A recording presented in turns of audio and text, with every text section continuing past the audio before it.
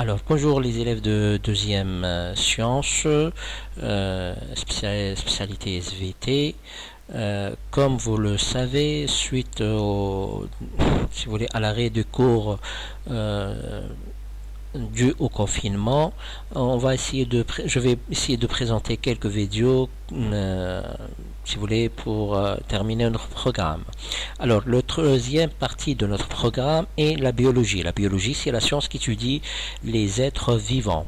Étudier les êtres vivants. Pour étudier les êtres vivants, on va commencer par l'étude de l'unité structurale des êtres vivants, à savoir la cellule. Donc les êtres vivants, unité, diversité d'organisation, la reproduction conforme.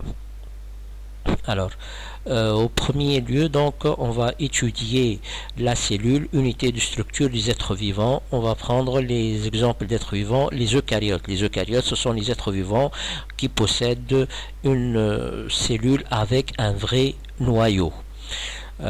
Voici une cellule végétale qu'on a déjà vue en première année, et là on a une cellule animale. Première leçon, c'est un TP, structure de la cellule eucaryote. On va réaliser normalement l'observation d'une cellule eucaryote et on va donner des exemples des principaux types de cellules. Alors le matériel, la manipulation de l'observation de cellules animales se trouve au niveau de votre livre page 174. Le matériel qu'on a besoin et lame, lamelle, colorant, bleu de méthylène par exemple. Alors les colorants, on utilise les colorants pour mettre en évidence certains organites cellulaires. L'exemple le plus connu, celui de rouge neutre, utilisé en première année pour mettre en évidence la vacuole dans la cellule végétale.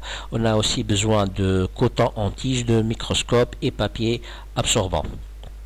Premier lieu, on va racler la face intérieure de la bouche, de la joue, avec coton de tige sans se blesser. Normalement, le coton doit être propre comme moyen d'hygiène. Alors, ensuite, on va déposer si vous voulez, le tissu, les cellules enlevées sur la lame en frottant légèrement la tige en coton sur une lame.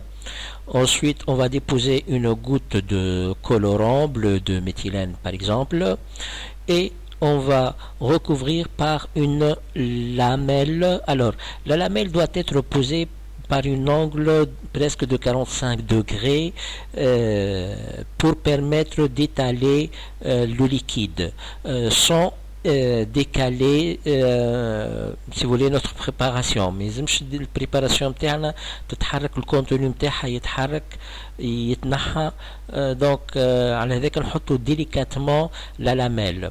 Ensuite on va retirer l'excès de liquide qui sort par un papier absorbant. On dépose ou là, on prépare la microscope, on va faire la mise au point de lumière avec en plaçant le plus faible objectif. Ensuite on place notre préparation sur la platine et on la fixe avec les pinces. On remonte en haut la platine tout en regardant d'une manière inclinée. باش نغزروا على جنب باش ما البلاتين ما تمسش البريباراسيون تاعنا ما تمسش l'objectif وبالتالي يتكسر البريباراسيون تاعنا. Alors, ensuite, on va observer au faible grossissement, puis au fort grossissement grâce aux mises au point. Alors, l'observation de la cellule animale, comme on peut le voir, موجودة في كتاب comme page 174, document 3A, هذا schéma d'interprétation. Donc, la cellule animale, elle est de forme sphérique, formée de l'extérieur vers l'intérieur d'une membrane cytoplasmique, cytoplasme, noyau, et le cytoplasme contient des inclusions cytoplasmiques. L'observation de la cellule végétale, on l'a déjà fait en première année. Donc on a ici une cellule végétale, comme on peut voir aussi on a là une cellule végétale avec sa forme particulière, hexagonale, la présence du paroi, membrane cytoplasmique n'est pas bien visible, mais ici on peut voir nettement la vacuole et là on peut voir le noyau qui est généralement périphérique. Alors l'organisation générale de la cellule végétale, on peut le voir dans ce document. Donc de l'extérieur vers l'intérieur, on a la paroi squelettique. La paroi squelettique, c'est elle qui est responsable de la forme géométrique, de la forme hexagonale de la cellule végétale. Ensuite, on a la membrane cytoplasmique, le cytoplasme, la vacuole et là le noyau. Alors, c'est la structure d'une cellule végétale, exemple l'épiderme d'oignon. Conclusion. L'observation de la cellule animale montre qu'elle est généralement de forme sphérique et formée de membranes cytoplasmiques, cytoplasme et un noyau, alors que la cellule végétale est généralement de forme hexagonale, formée de parois squelettiques. C'est une particularité, de membrane cytoplasmique, une grande vacuole, aussi c'est une particularité, un noyau périphérique et des plastes. Exemple de plastes, on a les chloroplastes qu'on a déjà vus en première année lors de l'étude de la photosynthèse. Définition d'un tissu. Un tissu ou un essige. Un tissu est un ensemble de cellules qui étant une structure semblable. Donc, ils ont une structure semblable et qui assure la même fonction. Exemple de tissu, on a le tissu nerveux, par exemple. Ceci, vous l'avez vu en 9e année. Le tissu nerveux, il intervient dans la communication nerveuse. Il est formé de deux grands types de cellules, les neurones, le khalaya al-asabiyya, et les cellules gliales qui jouent le rôle de soutien et de nutrition. On a aussi le tissu musculaire. Alors, le tissu nerveux, le tissu musculaire, vous allez étudier ça en bac. Le tissu musculaire a la propriété de se contracter, se raccourcir pour produire un mouvement. Alors, maintenant, quelques exemples de cellules. On a ici les hématies, ce sont des cellules anucléées qui interviennent dans le transport des gaz respiratoires. Les humal kurayat al-hamra, avec leur forme particulière, biconcave, مقعرة من جهتين qui interviennent dans le transport des gaz respiratoires ou معندهمش noyau, ce sont des cellules animales. Alors là on a des cellules de l'immunité, les phagocytes qu'on a déjà vu en première année avec leur forme la forme particulière du noyau. Cette cellule est en train de réaliser la phagocytose, نعاود شفناها في première année في l'immunité. Là on a une photo de cellules nerveuses avec leur forme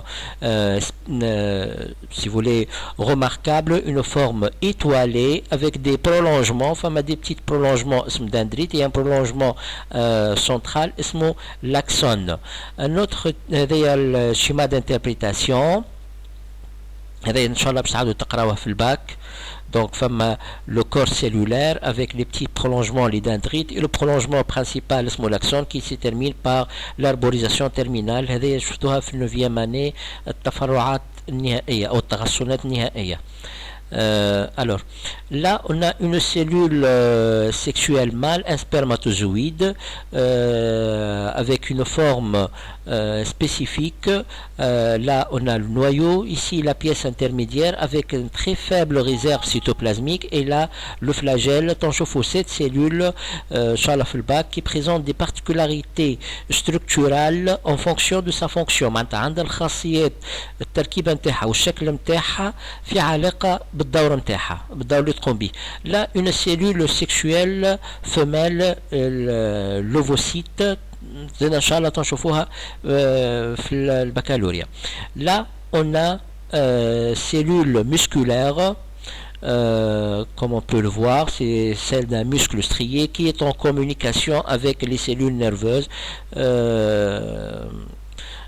Alors la cellule musculaire est caractérisée par la présence de plusieurs noyaux périphériques et c'est une cellule de grande taille. هذا الفيديو الأولاني إن شاء الله البقية تنشوفوها عن قريب. شكرا، والمرة الجاية إن شاء الله تكونوا بألف خير.